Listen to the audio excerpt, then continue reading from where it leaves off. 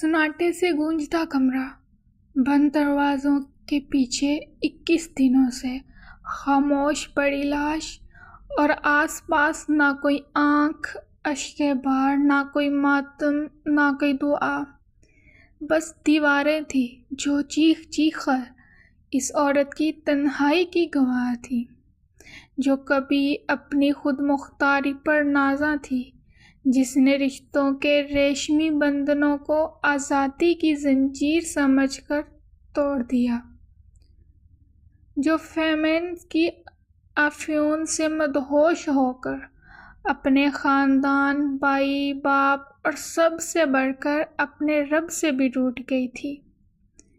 ایک اور اداکارہ، حمیرہ اصغر، ایک خوبصورت چہرہ، ایک آزاد عورت، ایک مشہور نام، لیکن کیا واقعی وہ کامیاب تھی؟ پولیس اہلکار جب اس کے بھائی کو فون کرتا ہے تو جواب ملتا ہے، اس کے والد سے بات کریں، اور جب والد کو فون کیا جاتا ہے تو ایک باپ کی زبان سے نکلتا ہے، ہمارا اس سے کوئی تعلق نہیں، ہم بہت پہلے اس سے ناطہ توڑ چکے ہیں، لاش ہے تو جیسے چاہو دفناؤ۔ فون بند ہو جاتا ہے، مگر سوال کھلا رہ جاتا ہے کہ وہ کون سی زندگی تھی جو باپ کے دل کو اتنا سخت کر گئی؟ وہ کون سا رستہ تھا جو بھائی کی غیرت کو خاموش کرا گیا؟ وہ کون سی سوچ تھی جس نے ایک جیتے جاگتے وجود کو مہینوں لاش بنا کر سڑنے کے لیے چھوڑ دیا؟ یہ محض ایک واقعہ نہیں،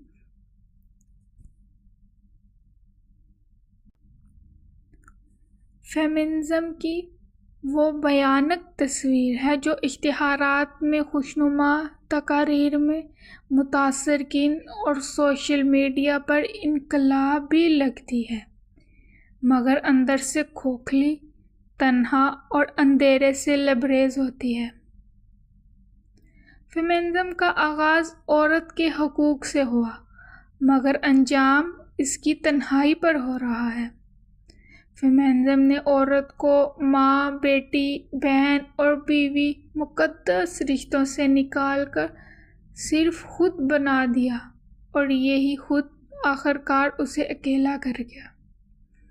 خاندان کا ادارہ، جسے صدیوں کی تہذیب نے پروان چڑھایا، جس میں قربانیاں، محبتیں، ناراضگیاں، مان اور رشتہ داریوں کی حرارت موجود تھی، اسے آج کی عورت نے زنجیر سمجھ کر کاٹ دیا۔ ان درسگاہوں کو جلا دیا گیا جہاں عورت کو خاندان جوڑنے کا واحد رستہ مانا جاتا تھا، اور جب وقت کو تیز دھوپ نے جلا دیا تو کوئی سایہ دار درخت ساتھ نہ تھا۔ فیس بک کی دوستیاں، انسٹاگرام کے فالوورز، ٹویٹر کی آزادی کے نعرے، سب خاموش تھے۔ باپ کا دروازہ بند تھا، بھائی کا دل پتھر ہو چکا تھا، اور ماں شاید برسوں پہلے رو رو کر مر چکی تھی۔ عجیب معاشرہ ہے اب یہ بھی ہے، جہاں اگر بیٹی نافرمان ہو تو باپ ظالم کہلاتا ہے، اور اگر باپ لا تعلق ہو جائے تو بیٹی خود مختاری کا جشن مناتی ہے کہ رشتوں سے جان چھوٹی۔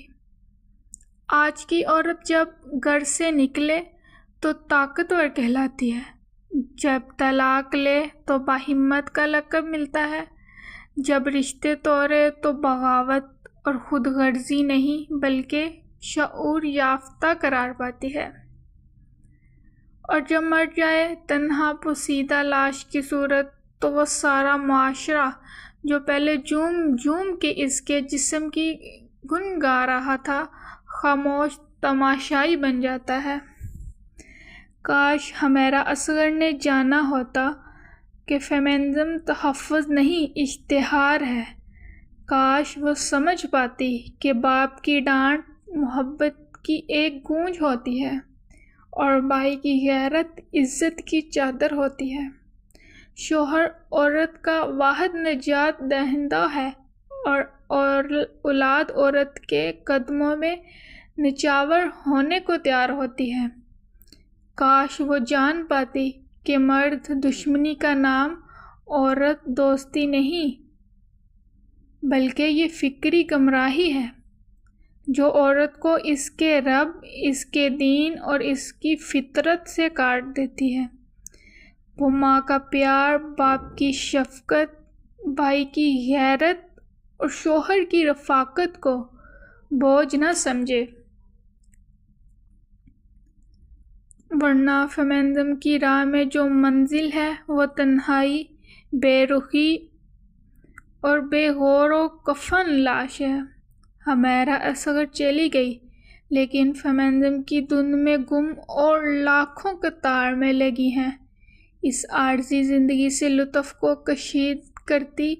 بس ہمیں تب ہوش آتا ہے جب دفن زدہ لاش دیواروں کو گھورتی رہتی ہے اور دیواریں قہقہے لگا کر کہتے ہیں آزادی چاہیے تھی نہ لے لو۔